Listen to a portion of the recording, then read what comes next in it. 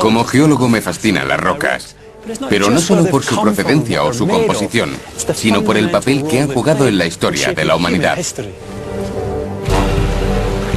En esta serie viajo alrededor del Pacífico en busca de algunos de los lugares más espectaculares y exóticos de la Tierra, para descubrir cómo la civilización ha sido moldeada por las piedras que pisamos.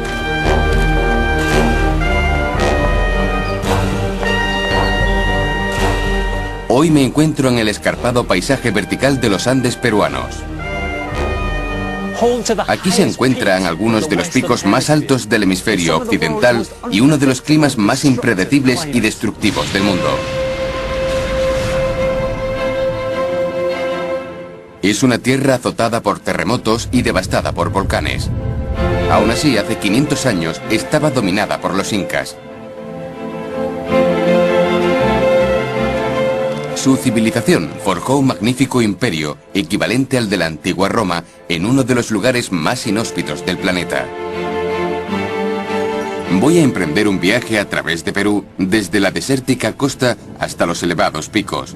Quiero descubrir los retos geológicos a los que se enfrentaron y el secreto del éxito de los incas.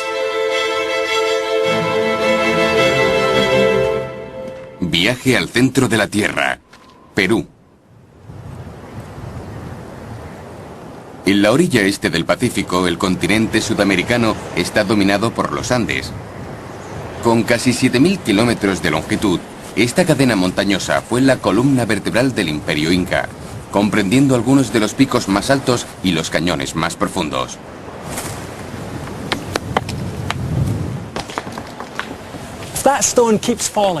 Si esa piedra siguiera cayendo hasta la parte más baja de este gran tajo, descendería más de 4.100 metros. Se trata del cañón Colca.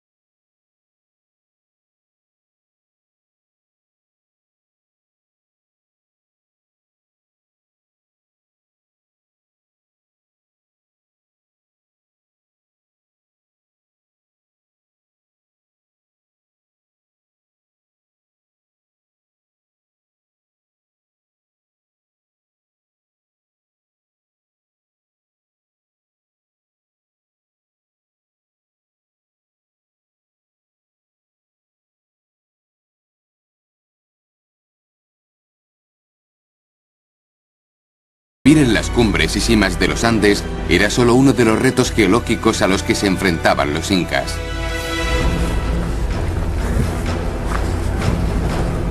A lo largo de la cordillera existe una cadena de decenas de volcanes activos, capaces de entrar en erupción.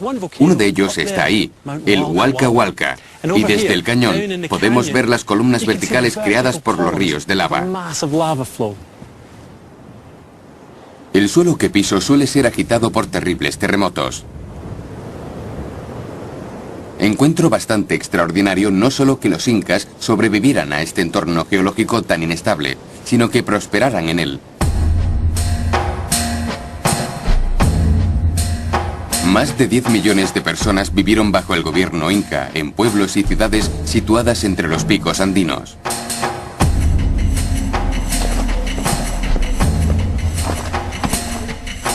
Quiero saber cómo construían edificios capaces de sobrevivir a la violenta actividad sísmica de la región.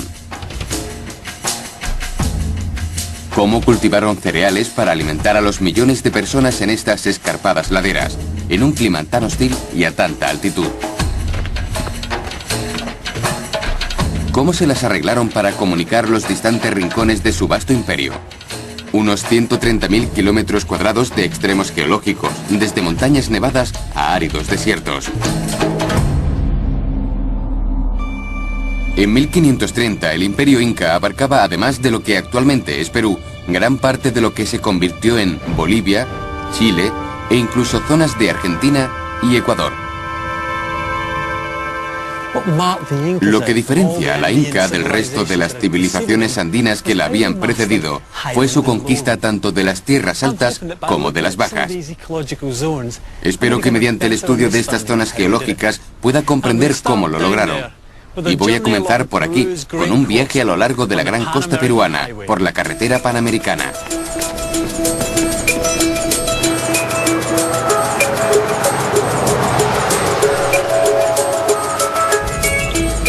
Mi primera tarea es averiguar cómo los incas fueron capaces de abastecer a su imperio en un terreno tan inhóspito.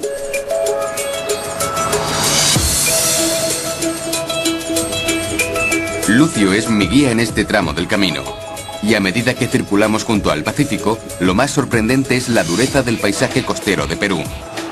Un desierto inhóspito con pocas precipitaciones en el que es imposible cultivar nada, ahora y hace 500 años. Para los incas la costa también era estéril, pero seguía siendo un recurso vital, y todo se debía a la geología. Justo enfrente de la costa hay una profunda zanja oceánica. Sus frías aguas albergan a una de las pesquerías más ricas del mundo, suministrando a los incas abundante alimento. Los incas hacían sus barcos con juncos, ya que crecían muy pocos árboles en estas tierras. El diseño original permaneció inalterable durante 500 años y aún sigue utilizándose en algunos sitios. Son los caballitos de Totora. Hello. Hola. Hi, I'm Ian. Nombre Ian. Mi nombre es Luis. Luis, hiya. Caballito. This is it, Caballito. Grande. It's very grande, isn't it? Gosh, amazing. ¿Quieres? Yeah, let's go. Yeah, could we? Sí, sí. Go ahead. El agua.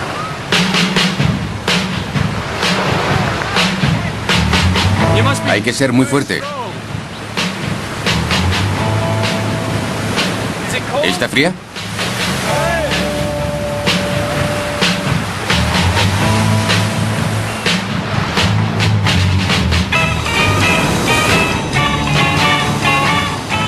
En teoría hay suficiente pescado frente a estas costas para alimentar un imperio tan grande como el de los incas. Quizás no tenían necesidad de preocuparse por esas montañas tan inhóspitas. La gente que vivía en esta costa dominaba las técnicas para pescar en estas aguas y aprovechaban al máximo lo que les ofrecían. Pero había un problema. El niño. Desde hace siglos, los pescadores peruanos saben que cada pocos años estas aguas se vuelven más cálidas. Normalmente sucede en torno a Navidad, por lo que empezaron a llamar a este fenómeno el Niño, por el Niño Jesús. Hoy todos conocemos los devastadores efectos del Niño en todo el mundo, desde inundaciones en California hasta sequías en Indonesia. Pero es en la costa de Perú donde se origina el fenómeno. Comienza con el debilitamiento de los vientos que soplan en esta costa. En realidad no estamos muy seguros de por qué pasa, pero conocemos el resultado. Estas aguas se calientan hasta 18 grados centígrados, alterando el clima de todo el planeta. El impacto en Perú es devastador.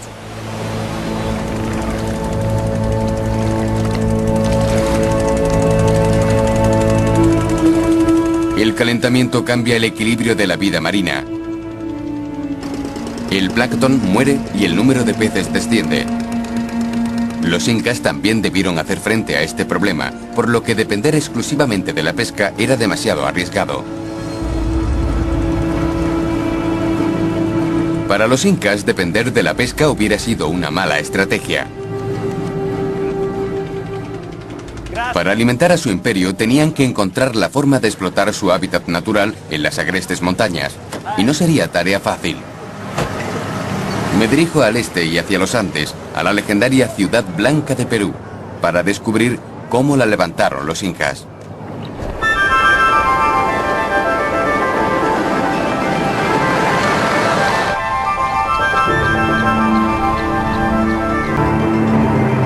A medida que ascendemos, me voy dando cuenta de las dificultades que debieron encontrar a la hora de cultivar estas tierras.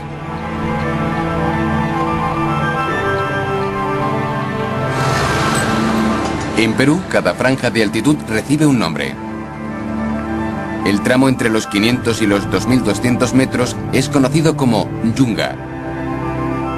Pero nuestro destino está aún más arriba, en la zona quechua.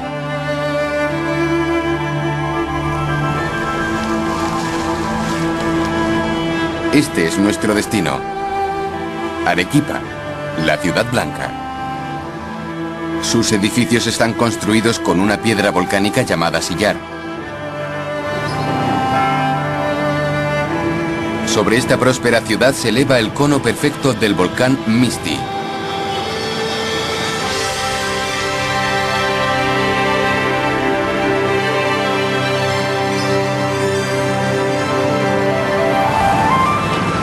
Según cuenta la leyenda, la antigua Arequipa recibió el nombre de un emperador inca que regresaba de una guerra de conquista.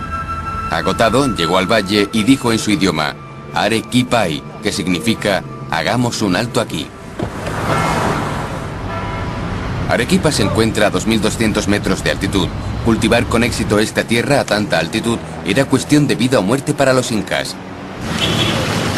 Para averiguar cómo lo lograron, voy a reunirme con Juan Osio, uno de los historiadores más eminentes de Perú.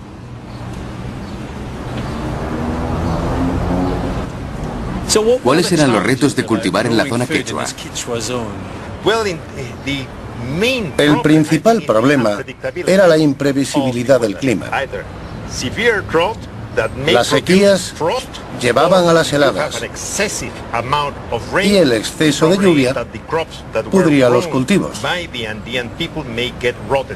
Así que había sequía o demasiada lluvia. Ese era el problema. Parece un entorno bastante precario. ¿Cómo se las arreglaban para prosperar? La solución fue el cultivo en terrazas.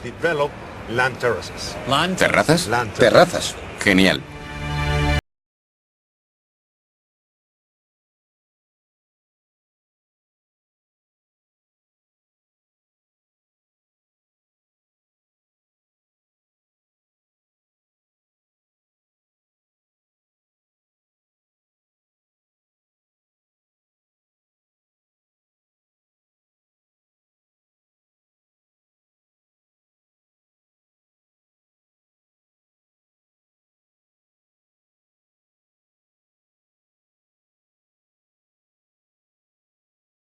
Se dice que los incas abordaban el cultivo con armas en las manos y oraciones en sus labios. Para ellos, la agricultura era como la guerra, una victoria arrancada a la tierra.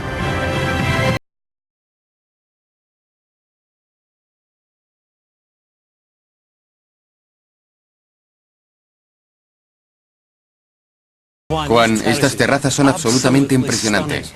Son hermosas. Pero ¿cómo funcionan? ¿Cuál es su propósito? Cumplen diferentes propósitos.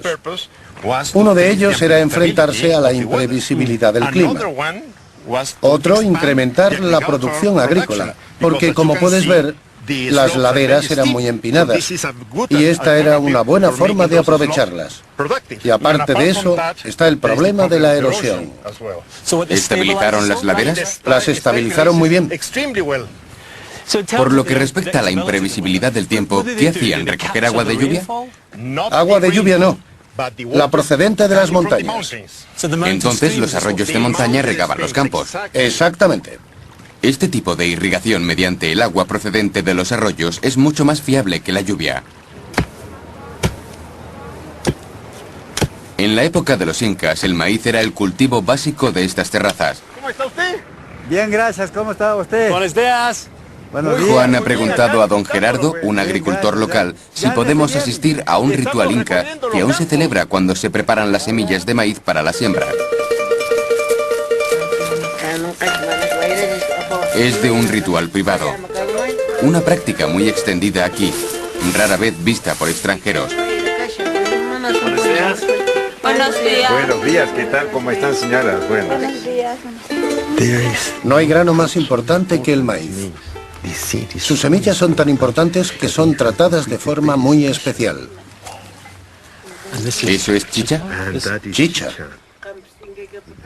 Chicha, una cerveza hecha a base de maíz fermentado, es esencial en la ceremonia. Hace una ofrenda a las montañas. Y luego el maíz. Ahora vierte un poco en el suelo para que la madre tierra también reciba su parte. Pachamama. Pachamama, eso es Pachamama. Y obviamente él también bebe. Se lo bebe todo. ¿Todo? Todo.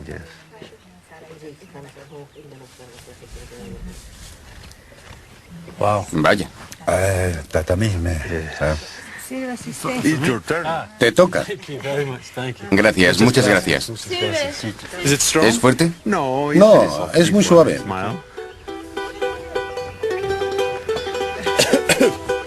Es bastante fuerte.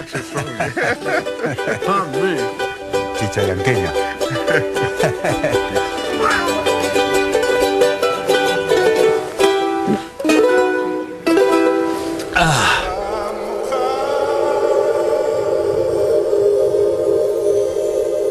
Cultivar estas laderas es una lucha constante. Para prosperar, el maíz necesita un clima cálido y húmedo, además de una temporada de crecimiento relativamente larga. Cada año los cultivos se ven azotados por la sequía y las heladas son una amenaza constante. Además de la pesca de la costa, los incas no podían garantizar que las terrazas les suministraran alimentos para su vasta población cada año. Necesitaban explotar todos los recursos posibles allá donde se encontraran. Lucio y yo partimos de nuevo montaña arriba.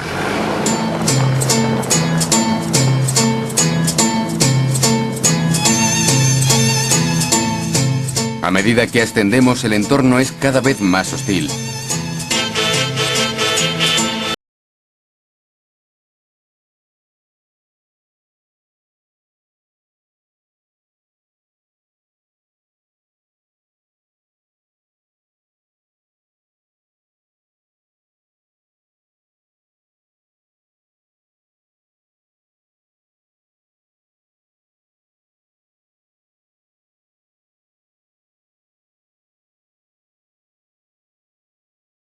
Las sombras creadas por las nubes pueden reducirla en 39 grados centígrados en un momento.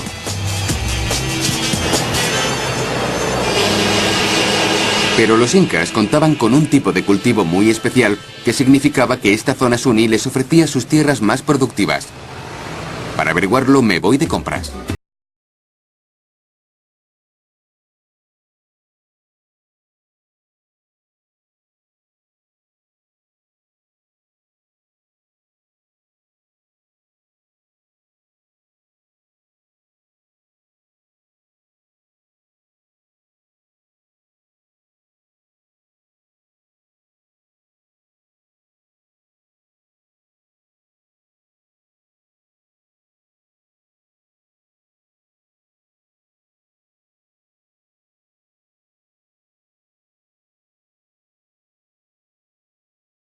La patata fue cultivada por primera vez aquí en los Andes y existen cientos de variedades diferentes en estas montañas.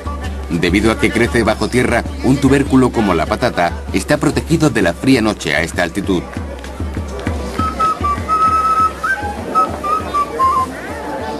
Hola. Hola. ¿Qué es esta? Oyoko.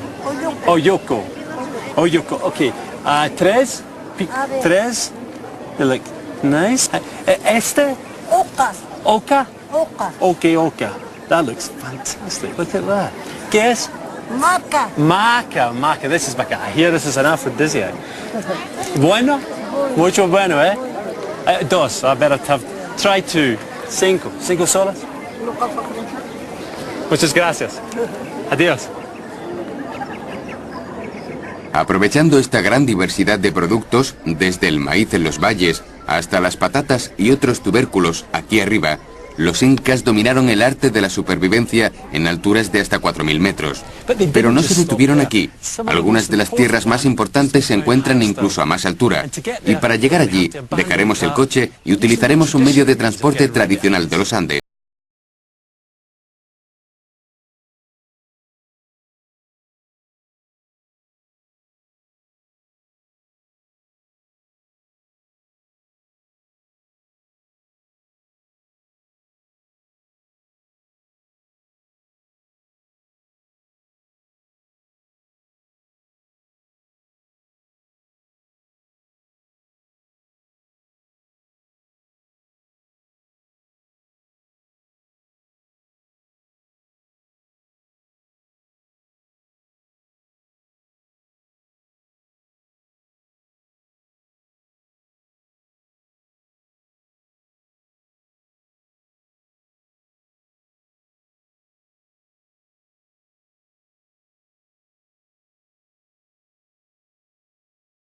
Vamos a subir hasta la zona Puna a partir de los 4.000 metros de altitud. En la Puna crecen muy pocos cultivos, pero esta zona es vital para los incas. ¿La razón? Estos animales, las llamas.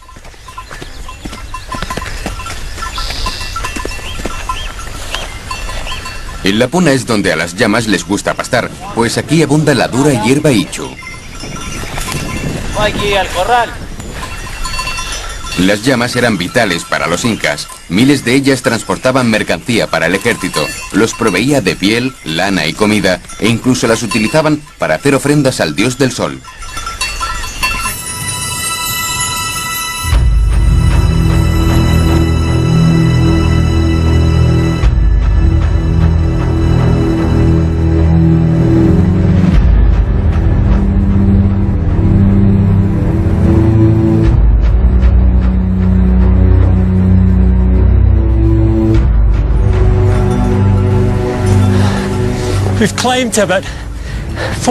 Ya hemos ascendido unos 4.300 metros. Si parece que me falta el aliento, es porque a esta altitud el aire empieza a ser más pobre en oxígeno.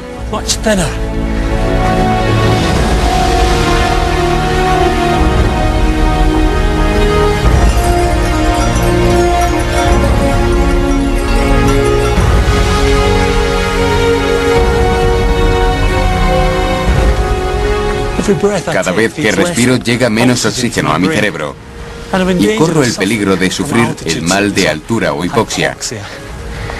Los síntomas son dolor de cabeza, falta de aire, náuseas y desmayo. Lo peor es que la hipoxia podría dejarme en coma.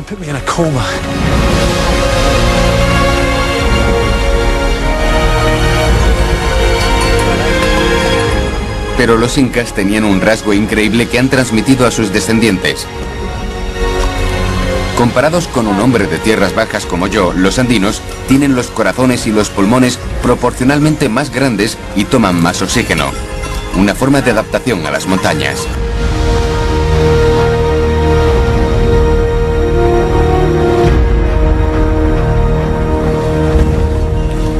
Podría haber otro secreto en la resistencia inca, y es algo que no tiene nada que ver con la adaptación geológica.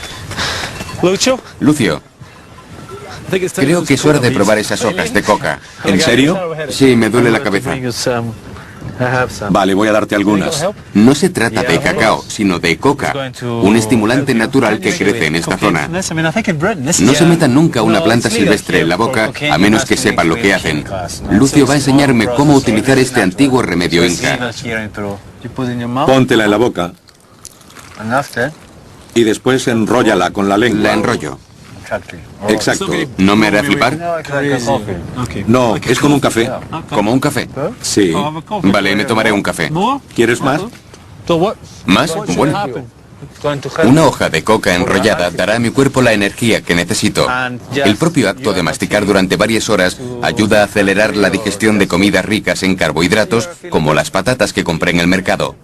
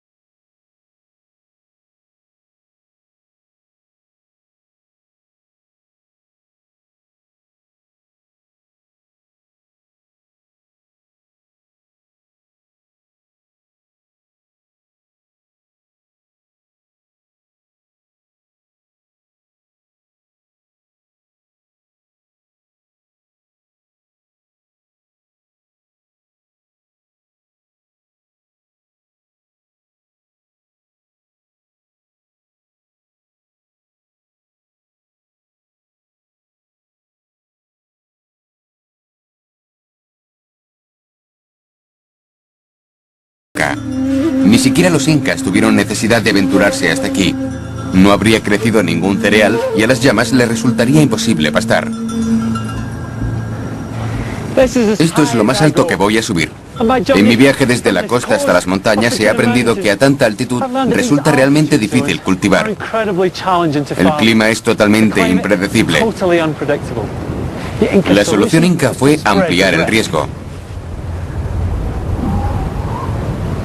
Se dieron cuenta de que si explotaban la tierra a diferentes altitudes al mismo tiempo, no importaría si una fallaba, porque las otras permanecerían intactas para abastecer al imperio. El truco era pensar en vertical. Los incas no solo entendían este concepto, sino que lo estudiaban. Y lo sabemos por la existencia de uno de los lugares arqueológicos más impresionantes de Perú. Por suerte no está aquí arriba, sino allí abajo, donde hay más oxígeno.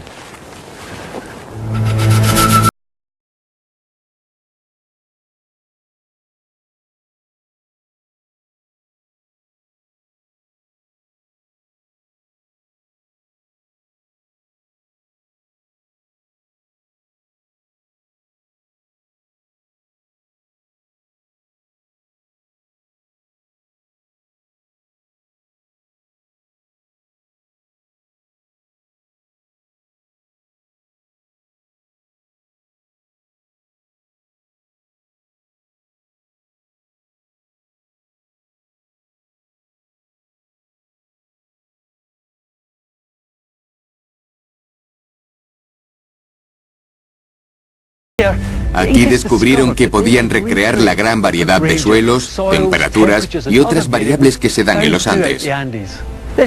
Era una estación experimental donde podían estudiar el cultivo capaz de prosperar aquí.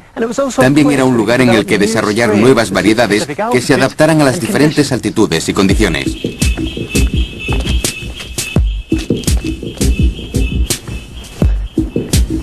En esta pequeña zona podía llegar a ver hasta 20 zonas ecológicas diferentes.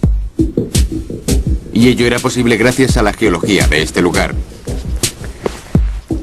La piedra caliza que se encuentra bajo la superficie absorbe el agua y debido a su acidez disuelve la roca formando estos agujeros o cráteres en el paisaje.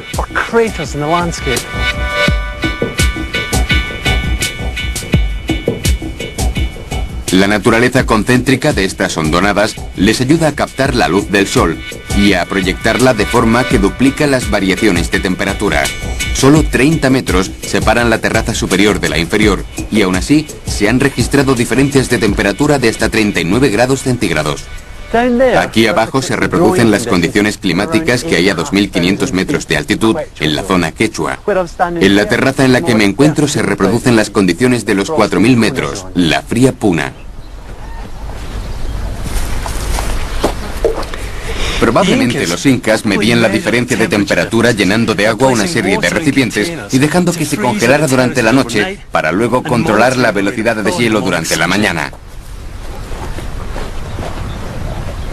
Lo que más me sorprende como geólogo es la forma en que los incas aprovecharon esta agreste topografía. El desafiante paisaje andino era el problema, pero también proporcionaba la solución. La base de la supervivencia estaba en la variedad. Mediante la experimentación con cultivos a diferentes altitudes, los incas encontraron la forma de cultivar alimento para millones de personas. De hecho, incluso producían excedentes. Es un logro impresionante, pero solo resolvía parte de su desafío geológico. Necesitaban crear una red de almacenamiento y distribución para sus alimentos. Pero ¿cómo se las arreglaron para hacerlo en un entorno como este?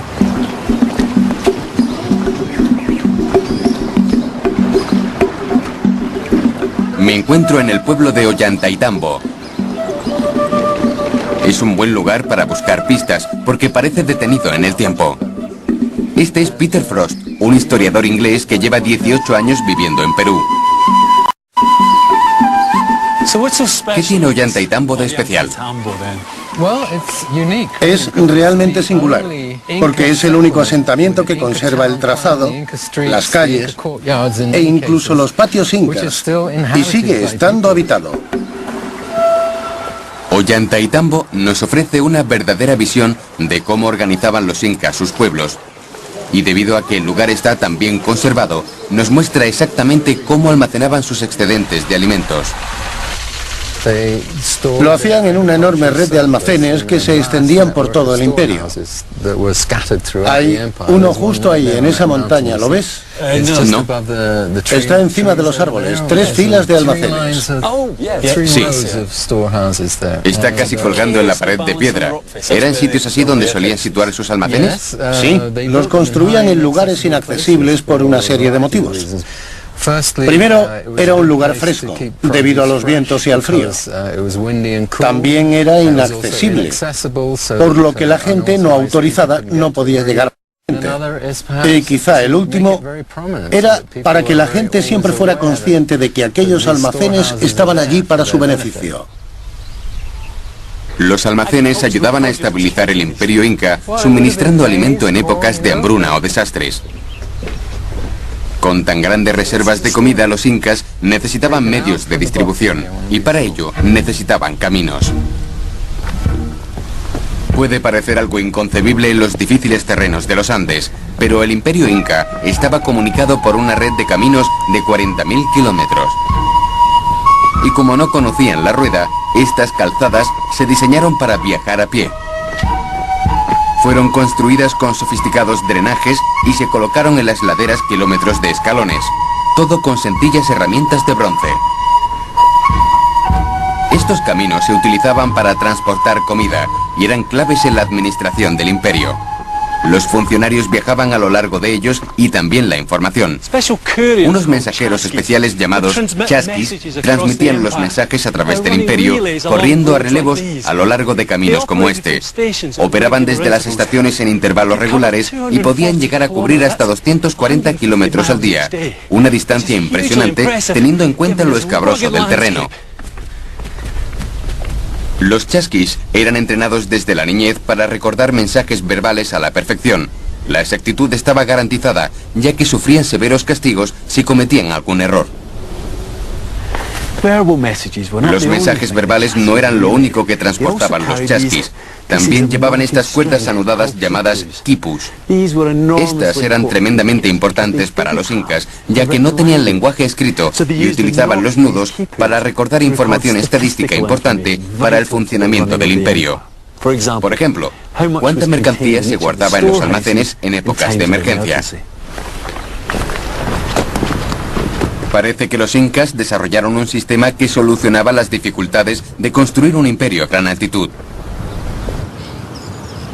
Pero por desgracia para ellos, las extremas condiciones climáticas y la topografía solo eran parte del reto. Todas sus construcciones tenían que sobrevivir a frecuentes terremotos que azotaban esta región. Recientes desastres naturales en Perú nos dan una idea de a qué se enfrentaban los incas hace 500 años. De nuevo me pongo en camino con Lucio para mostrar a qué me refiero. Viajamos en dirección noroeste, a la trágica ciudad de Yungay.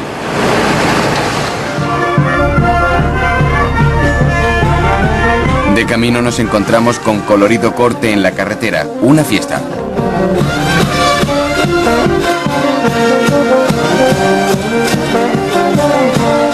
En los Andes hay frecuentes y ostentosas celebraciones.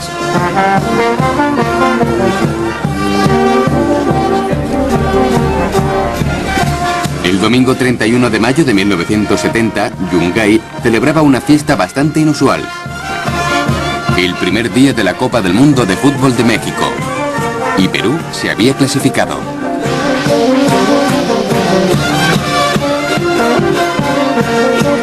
Yungay estaba situada a la sombra del Huascarán, que con casi 7.000 metros de altitud es el pico más alto de los Andes peruanos.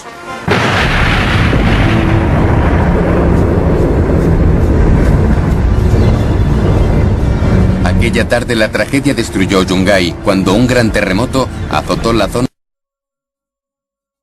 con 8 en la escala Richter, con una potencia equivalente a 400 veces la de la bomba de Hiroshima. El terremoto sembró la muerte y la devastación en muchas ciudades.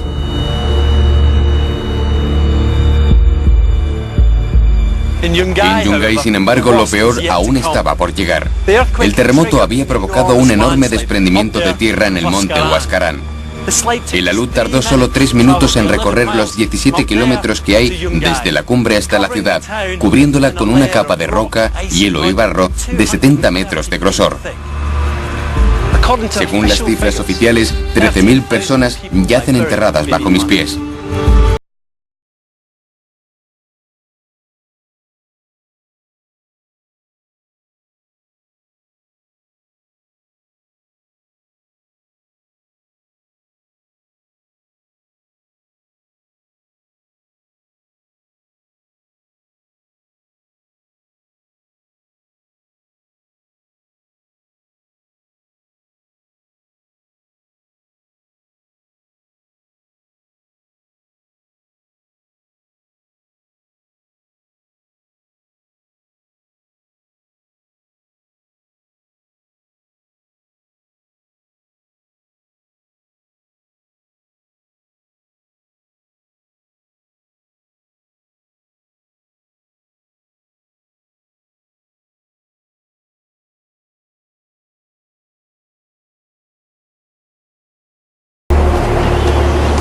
Hubo unos cuantos supervivientes. Un pequeño grupo que se encontraba visitando el cementerio local en esta colina. Lo que sucedió aquí fue el peor corrimiento de tierra conocido de la historia.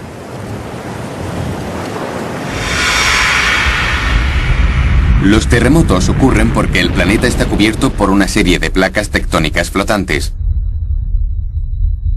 Dos de esas placas, la Nazca y la Sudamericana, han ido levantando los Andes a medida que friccionaban muy por debajo de nosotros. Perú sufre fuertes terremotos cada pocos años, causados porque la placa Nazca empuja a la Sudamericana. A medida que las placas colisionan, la fricción las hace unirse y cuando la presión ejercida es insoportable, ceden. El resultado es un terremoto, desprendimientos de tierra y una terrible devastación.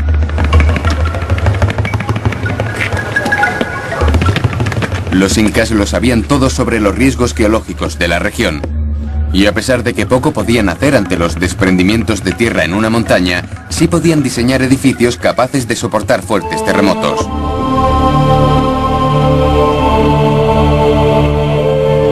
Aquí detrás, sobre el pueblo inca de Ollantaytambo, hay pruebas de cómo lo hicieron. Estas piedras monumentales eran parte de la respuesta inca a la violenta actividad sísmica que azotaba a su imperio. Están increíblemente bien cortadas. Ni siquiera se puede meter una moneda o una hoja de papel entre ellas. Y sin necesidad de argamasa. Las piedras son más pequeñas a medida que la pared crece, lo que hace que el edificio sea increíblemente estable. Y si se observan de cerca las juntas, se puede ver que están muy bien unidas. No están rectas, más bien forman un puzzle engranado que minimiza las líneas de debilidad. Y todo ello contribuye a que esta construcción sea a prueba de terremotos. Ventanas, puertas y la mayoría de las paredes están inclinadas hacia adentro para hacerlas más fuertes y resistentes a los temblores. Pero ¿cómo se las arreglaron para cortarlas sin acero? ¿Y cómo transportaron estas enormes piedras en ruedas? Al parecer, podemos encontrar algunas pistas al final de esta rampa. Tenemos al historiador Peter Frost para hablarnos del tema. Hola Peter, ¿qué tenemos aquí? Es una piedra cansada. Seguro que lo está. ¿Qué es una piedra cansada? Es una piedra que no llegó a ser sacada de la cantera. ¿Puede darnos una idea de cómo fueron cortadas? Sí. En realidad tenemos que subir a la piedra para ver cómo lo hicieron. ¿Ves estos agujeros en la superficie? Sí, no me parecen naturales. Y no lo son. Los incas utilizaron piedras martillo. Esto es una piedra martillo, hecha de hematita. Mineral de hierro, pesa bastante. Sí, mucho. Y es muy efectivo a la hora de tallar la superficie de una piedra más blanda. Entonces lo que hacían era golpear la roca. Exacto. Debió llevarles años. No tanto como crees. Hay gente que ha imitado el trabajo de los incas en canteras. Y de hecho, no lleva tanto tiempo como cabe pensar. Esta piedra es enorme. ¿Cómo la transportaron? Campo a través, desde las canteras. Y con suficientes cuerdas y hombres puede hacerse. Por supuesto, los incas tenían una increíble reserva de mano de obra. Y parece que nunca les faltó gente. A pesar de ser maltratados por la geología, con un paisaje casi vertical y devastadores terremotos, los incas fueron lo suficientemente ingeniosos para contraatacar y prosperar. Aún así, la suya es una historia con un giro cruel. Para mostrarla, he venido a la capital inca, Cuzco.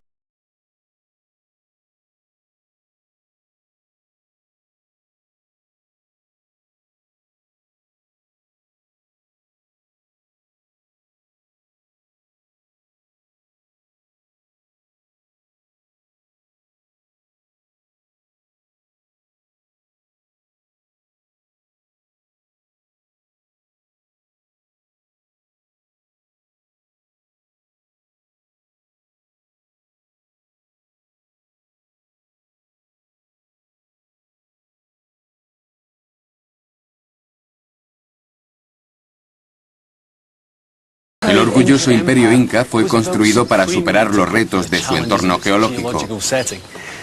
Aquí vivió un pueblo que sabía cómo cultivar en las montañas, administrar un escarpado terreno y construir magníficas carreteras, almacenes y edificios para soportar los temblores de la tierra. Probablemente pensaron, ¿qué podría salir mal? Al final, por supuesto, su perdición fue producto del gigante crisol que había bajo sus pies. Oro. Cuesta creer que estos brillantes objetos empezaron siendo un caldo rico en metal inyectado en el corazón de las montañas mediante agua a alta temperatura y posteriormente liberado por la erosión de los ríos para formar partícula o pepitas de oro puro.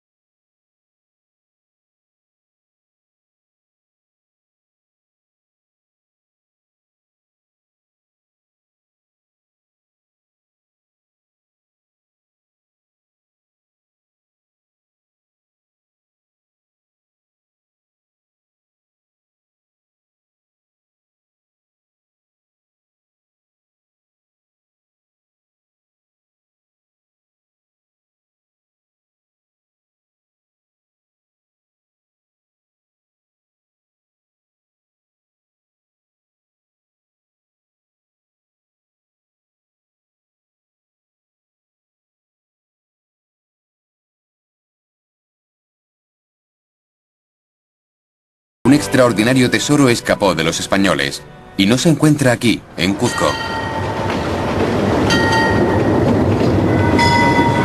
El punto culminante de mi viaje geológico por Perú es un tesoro arqueológico que se encuentra a 4 horas de viaje en tren desde Cuzco.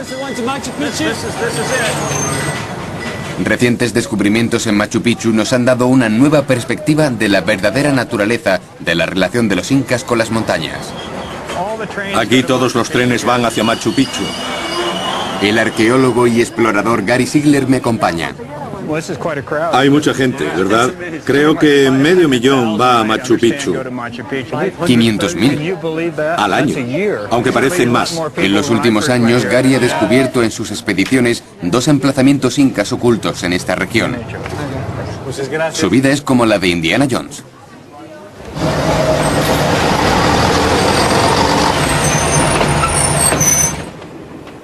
Machu Picchu fue descubierto en 1911 por otro explorador norteamericano, Hiram.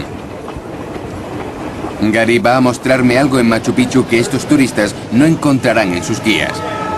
Algo que ni siquiera Bingham conoció. Oculto en este lugar hay un antiguo código geológico que solo ahora ha podido ser descifrado.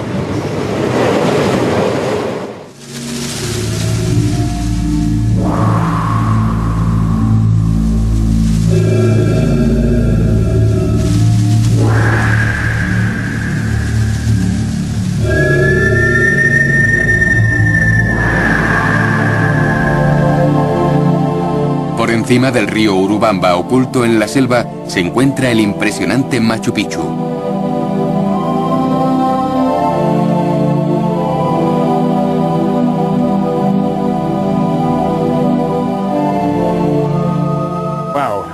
Mira esto. ¿No es fantástico? Es la clásica imagen, ¿verdad? Sí. Con las nubes. Capta su misterio y su romance.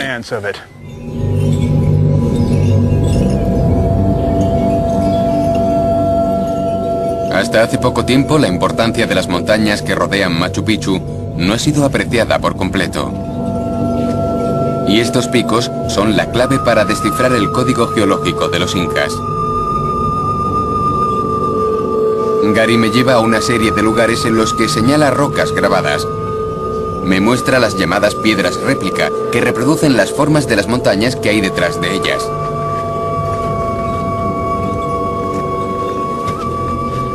Empiezo a ver estas réplicas por todas partes.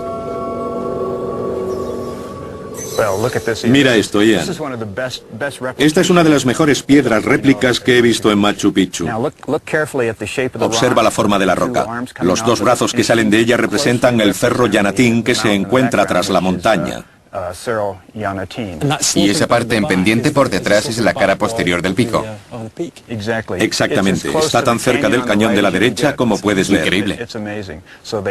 Es increíble. Su intención era reproducir la montaña, lo que nos sugiere que Yanatín era algo importante en la a la montaña, al menos para la población local, por lo que cogieron una roca y la consagraron, creando una especie de santuario con la forma de la montaña. La religión inca veneraba no solo a las montañas, sino también a las piedras y las formaciones rocosas. Su arquitectura estaba pensada para armonizar con la roca circundante. Y aquí está esta enorme escalera. ¿Es de piedra? Así es, tallada en roca viva.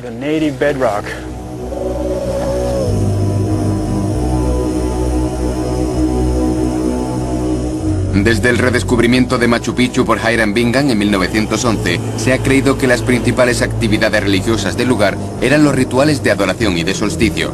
Después de todo, sabemos que el emperador se consideraba descendiente del dios Sol. Pero el nuevo enfoque sobre la geología del lugar ha cambiado eso. Ahora Machu Picchu parece más bien un altar a las piedras. Ian, nos encontramos en mi lugar favorito y probablemente el punto más sagrado e importante de Machu Picchu. Es interesante que Bingham lo identificara o lo llamara Intihuatana, que significa el punto más cercano al sol. Otros lo denominan el reloj de sol. Pero por supuesto, como la mayoría de las conclusiones de Hiram Bingham, se está reinterpretando. Fue bastante imaginativo, ¿no? Exacto. Ahora sabemos que la piedra es más bien un punto focal.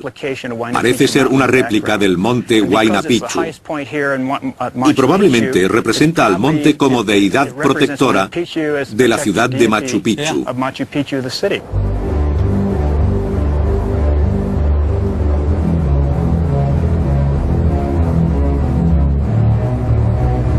No me sorprende. He aprendido que la historia inca está intrínsecamente relacionada con las rocas. Estas tierras abruptas, el clima y el oro eran producto de las fuerzas geológicas que actuaban bajo los pies de este gran pueblo. El hecho de que lograran levantar un imperio tan próspero se debió a su entendimiento de este entorno natural único.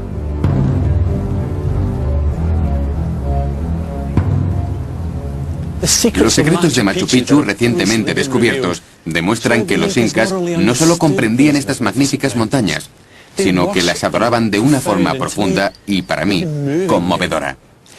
A lo largo de mi viaje por Perú he descubierto que este respeto y veneración por los Andes sigue siendo parte esencial de la vida aquí.